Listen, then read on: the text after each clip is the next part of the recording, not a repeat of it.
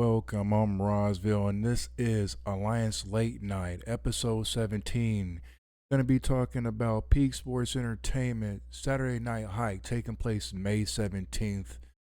That's the same day as Crockett Cup, but guess what?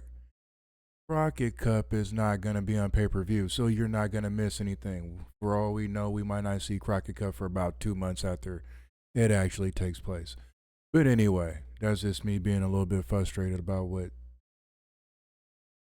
Corgan and his people over there are doing. But that's not what this podcast today, this evening, is about, which is taking place, and I'm re recording it. This is take number 2 because I didn't like the first one. So it's 12:30 midnight, and I am talking like a radio host, and I'm sure that my neighbors hear me, but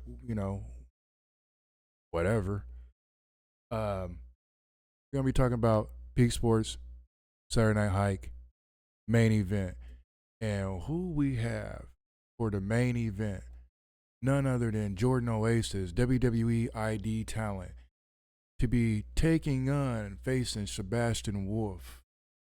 Get into a little bit of that right now. I don't have a whole bunch on the card, but we'll get into that. So I'll give you a little bit about Jordan Oasis. Jumping right into it, he's wrestling out of Tacoma, Washington, which is pretty dope. I mean, he's had numerous matches in Defy, one of which there was an injury scare that I saw just a little while ago within the last few hours doing some research. Looks like in 2019, there was a scare, miscalculation on the move, left Jordan kind of in outer space in the ring a little bit, and you look and see the concern from the other wrestlers during the match, but looks like he powered through, got through the match, and completed the match. But by way of notes in the video that I saw, Oasis was out for 2.5 months. But he made his way back. Obviously, he's worked through whatever is going on. I didn't see anything about any surgeries or anything like that from the injury. If any of you know the details of that, go ahead, let me know in the comments. And just to let you know a little bit of the background, FSW appearance 4-way match: Nick Wayne versus Matt Vandergriff versus Jai Vidal. Best two out of three. Jordan Oasis faces Nick Wayne in 5cc wrestling. Also, 2019, he challenged Davey Boy Smith Jr., which I'm a fan of Davey Boy Smith Jr. Unfortunately, I don't see enough of his matches, enough of his work over here. I'm not sure if he's still in New Japan or not. I know that he's usually overseas, and I just haven't seen any of the matches. So if anybody out there can point me in the right direction to some of his latest and some of his good stuff, put it in the comments. But back to Peak Sports Entertainment. Going back into a little bit of the background. Right now, Jordan Oasis is making appearances in WWE ID or WWE Evolve. I believe this past week he made an appearance. I may be wrong. It may be coming up next week, but I believe it was just this past Wednesday. I believe that he made an appearance. I'm not sure against who, but just doing a little jogging through, it looks like he challenged Ice Williams not long ago. See if I up real. Yeah, it looks like in Reality of Wrestling 2 months ago he took on Ice Williams. I don't know who the victor of that was, but Ice Williams has also been making his rounds as a WWE ID, currently making appearances in the UWN for David Marquez's Championship Wrestling from Hollywood. So this ID program, as a fan, not so much of the WWE, let's put it like that. More of an NWA fan. NWA is number one, even if I don't like everything that's going on with them, booking wise or whatever. The WWE ID to me seems like a threat to the development or to more the scouting opportunities to other promotions out there. Now, we see that the talent is being utilized and used everywhere. So there's not a ball and chain, so to speak. But when you have first dibs at everybody, I think it's going to force some of these promotions, independent or big guys like AEW or whatever, TNA, and I would even put Maple Leaf Pro in that, and so forth and so on, New Japan and all the rest of them. They're going to have to get creative on how they're going to do their scouting. You know, the NWA has its territory system, so it has talent to pull from, but the way that it's being utilized or underutilized is an issue. And now you have the WWE ID. Imagine you're the talent and you're out there grinding. Of course, the NWA in any of its territories are not. It's not the only promotions that you're making appearances in. So if you catch the attention of the WWE and they give you that ID, all you're thinking is WWE. Smart move on their part, of course, but that's just my little side note. The whole WWE ID. I have, I guess, I've watched a little bit of Evolve. Most of the talent that's been there, I'm aware of who they are prior to making their appearances there. Good opportunity. Good opportunity. But getting back to what's going on here in Evergreen State for Peak Sports Entertainment, Jordan Oasis's challenger is none other than Sebastian Wolfe. And some of you may know and some of you may not know, but Sebastian Wolfe, badass. He's one of the top talents in Peak Sports Entertainment. He's made his appearances in several different places. I'll just go through a little bit of that, but you know, definitely he's been in Defy. He's a hard hitter. He's not to be overlooked or sidestepped or never mind. Definitely not. And I was able to see that. I've seen him wrestle 3 times now in Peak Sports Entertainment. Each time, you can understand why he's being booked in the matches that he's being booked in. You know, he's coming later down the card. Understand what I'm saying? Um, well traveled. Again, been in Defy, appearances in Son of Sam Pro Wrestling, New Extreme Wrestling, where he challenged Evan Rivers. He's also challenged Evan Rivers in Peak Sports Entertainment, and in I think a 3-way or 4-way match. I was there to see that. A lot of chaos. I prefer one-on-one matches or just straight up tag team matches, but nonetheless, I got to see both of them in action. Where Sebastian Wolfe did come out victorious, where he was given a match opportunity at Alexander Hammerstone for the following month's card. I did not make it to that wrestling event, but I'll get back to that. Appearances in All Star Wrestling with matches against Austin Aries and Speedball Mike Bailey. Mike Bailey is scheduled to make an appearance at Maple Leaf Pro's next pay per view. Their last one was really good with the main event, Bishop Dyer and Tom Latimer for the NWA World's Championship. That was a pretty good match. If you haven't seen it, go look it up. It's for free right now on YouTube. And then again, circling back to what I was saying, that 4-way dance featuring Evan Rivers and some other folks in that match. I don't remember all of them. There was a bunch of people in there, but nonetheless,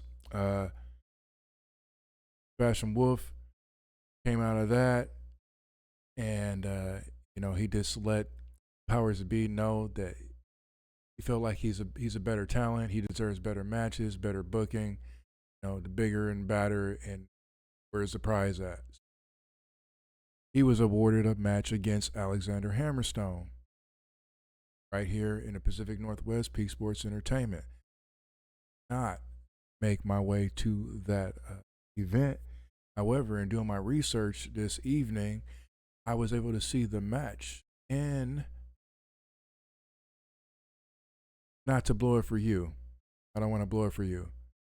You'll be surprised at the outcome of that match. So, if you have not seen it, go check out Peak Sports Entertainment's YouTube channel or look up Sebastian Wolfe on YouTube. It's on his channel, and you can see the outcome of that. So, I'm a little excited about this main event between him and Jordan Oasis because Sebastian Wolfe has been doing his thing the last few months in Peak Sports Entertainment. So, feeling like maybe that break is coming for him to get that championship gold. But we'll see how that works with Rebel Kill as the title holder right now and with the pipeline protecting her. That's right. I said her as a woman, as the champion of Peak Sports Entertainment. And she's surrounded by protection. So we'll see how that develops. That's a little bit down the line. But for now, check out that match. It's online. Also, side note, Alexander Hammerstone is scheduled to make an appearance at NWA's Crockett Cup, also on May 17th. And he's going to be facing Thrillbilly Silas Mason at the Crockett Cup. No conflict of interest. This podcast, this episode, this evening is about Peak Sports Entertainment Saturday Night Hike, May 17th. The events are the same day. Guess what? Billy Corgan and the NWA are not going to be streaming on pay-per-view the Crockett Cup. So you won't miss anything.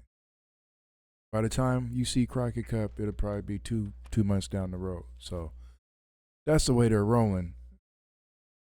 But this is not an episode about the NWA. Moving on. Also on the card, and the only other match that I saw scheduled at this time is Miles Deville to face off against Nathan Foxx. This is a match to determine who will be next to challenge Matt Brannigan for the DRGNPLEX Dojo Championship. Again, last event I went to, there was I believe it was a three-way match. Bunch of things was happening in there. Somehow Matt Brannigan escaped out of there with his championship. We moved on. Sebastian Wolfe got his shot as Alexander Hammerstone. But it'll be interesting to see how this plays out. I am glad that this match to determine who's going to be facing Matt Brannigan is a one-on-one match, and I'm glad that the championship match is going to be one-on-one. This is not a knock necessarily against Peak Sports Entertainment. This is my personal taste. I don't like three-ways and four-way matches. They drive me nuts. If we're going to be emulating or presenting a package that's supposed to be resembling a sports presentation, we don't get three ways and four ways in a boxing match. There's team fighting in mixed martial arts, but typically it's one-on-one. So when I'm watching my professional wrestling, if it's a competition for a singles championship belt, I only want to see one-on-one. If it's a tag team competition, I want to see 2 against 2. I'm old school like that. I understand in some cases, certain things have to be determined because, maybe somebody keeps interfering, getting in the way, tripping people up, getting in the way of the pursuit of wherever one wrestler is going or the other. So to just make a final determination or to eliminate someone out of the equation, you do it that way.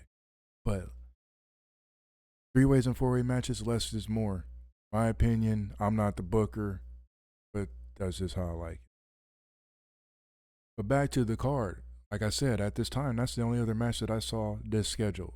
So I'm going to leave it that there will be more matches scheduled for this event. I can't imagine that the main event is going to take up so much time that we only get 2 matches on this card. I don't see that. That hasn't been the case with the other matches the other cards that I've been to, even with Tom Latimer against Brian Cook, that was a full on card. So expect more to be announced. They're less than 10 days out from the event, so things should be coming quickly. Remember, as always, with any professional wrestling event, the card is subject to change.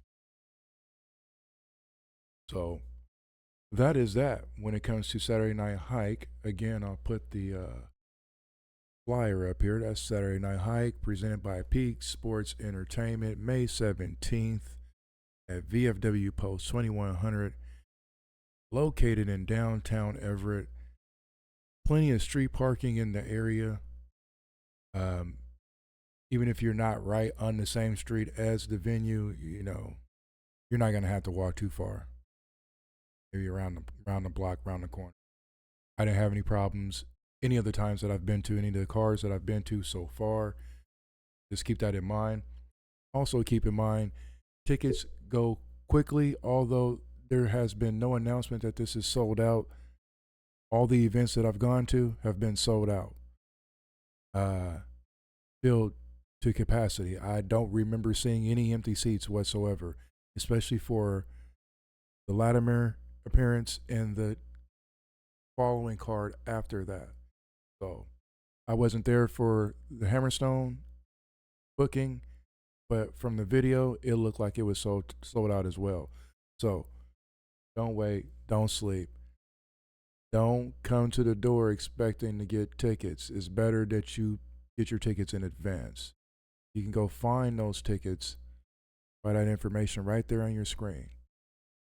Scan that barcode and go to that address there to follow. And where you can follow, you can find ticket information. I believe it's Brainbuster Tees or something like that is a link to the tickets, but facebook.com/Peak Sports Entertainment. That'll get you all the information that you need, including their direct website and the event post, which will have the ticket links inside of it. That is the rundown so far of Saturday Night Hike for Saturday Night Hike, May 17th. But on a side note, before I go, on this re-record take number 2, which is a lot better. My flow is a lot better. I need to get a co-host. Maybe a co-host will help. I have to find somebody who knows what they're talking about. And is dedicated like me. But side note, I just wanted to say something. Being that DRGNPLEX Dojo's championship is on the line. Recently, I made some comments on X talking about wanting to learn how to run the ropes.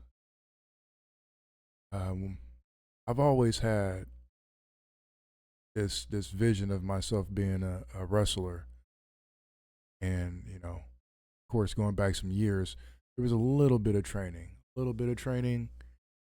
Quick story, short story. I had a friend in middle school and high school whose brother was in ECW. Gary Wolfe, which is Pitbull #1. And my buddy, Mike, when he would go out to Philadelphia, when he came back from Philadelphia, he would teach me what he learned out there. Now, at the time, it seemed like that was going to be the route. I mean, like, seriously, we were looking at going to Canada and training with Michelle Starr up at ECCW, and just had this whole plan. But then life happens, right? Go on a different journey. But nonetheless, I'm still alive. I'm still breathing. I'm in pretty decent shape. So someone in my comments said, why don't you give DRGNPLEX Dojo a call? Look them up. Here's the Instagram page for them. So I had the page. I followed them. Didn't say anything for, a few days or so. And one day I was just sitting here and I just said, just do it. Just make contact and just go do it. So this upcoming Tuesday, next week, I will be making the journey up to Everett to go meet with the staff at DRGNPLEX Dojo, train. I have all kinds of visions in my head, but I'm realistic. If the best outcome is that I just learn, I get to go and condition train, get in better shape. That's all that comes of it. Cool. I can say I learned, gives me better perspective about what I'm talking about when I'm doing these podcasts. I already have a great deal of respect for the talent and what they do. I mean, I don't need to go train to get. But when you do it hands on, your insight will reflect in what's coming as a podcast. If that's all that comes of it, that's all that comes of it. Not a vision in my head, something completely different. But I'll keep that. Can't let the world know everything. I like to speak negative, and I'm not gonna allow. One step at a time. I will report what happens. I will maybe get some footage, maybe not. I think maybe I'll just do something like before, tell you how I'm feeling, how the day's been, and then I'll quick follow up after the first session to let you know how it went. Then we'll go from there. Shout out to DRGNPLEX Dojo, Knicks. Shout out to Knicks from Peak Sports Entertainment for sending me the link. Shout outs to Miguel Morga, who was also in the conversation during that exchange. What's up? What's up? It's been a little bit. I will be talking with.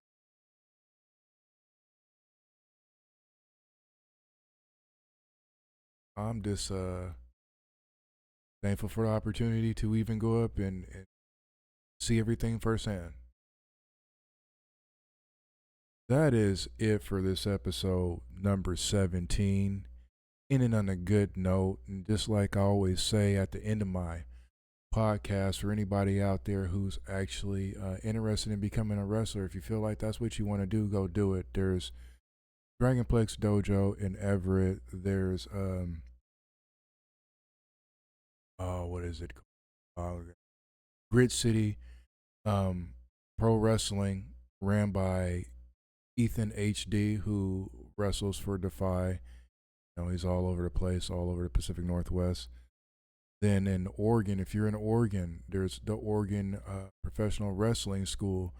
It's ran by Ricky Gibson, who is part of the Midnight Heat. So you have options. Those are 3 options right now that I know off the top of my head between Washington and Oregon. That should give you a good start. You can look on Alliance LN at X, and I often share out the links from these schools, so you can check my feeds there. You can also check the feeds over at facebook.com/Alliance Late Night. I also share out some of the videos that are posted by the schools, so you can see for yourself. You can make contact, find out what it costs to be in these things, and get a good idea of what kind of condition you might want to put yourself in before you go, or give yourself a good idea of what to expect from day one. So that is the deal. Get after it. Don't wait. Time waits for nobody. Sidestep and step over all suckers that are naysayers and doubters. Just because others don't want to do anything don't mean you shouldn't follow what's inside of you. So that's my little inspirational thing right now. Almost 1 in the morning. So I'm going to shut it down. I'm going to shut up. I'm probably disturbing the peace of the neighbors because they're trying to figure out who I'm talking to and why there's nobody else talking back. Am I on the telephone or what? Sucks being in apartments sometime. But I'm thankful for a roof. So I'm Rosville. This is Alliance Late Night, episode 17, and I'm gone.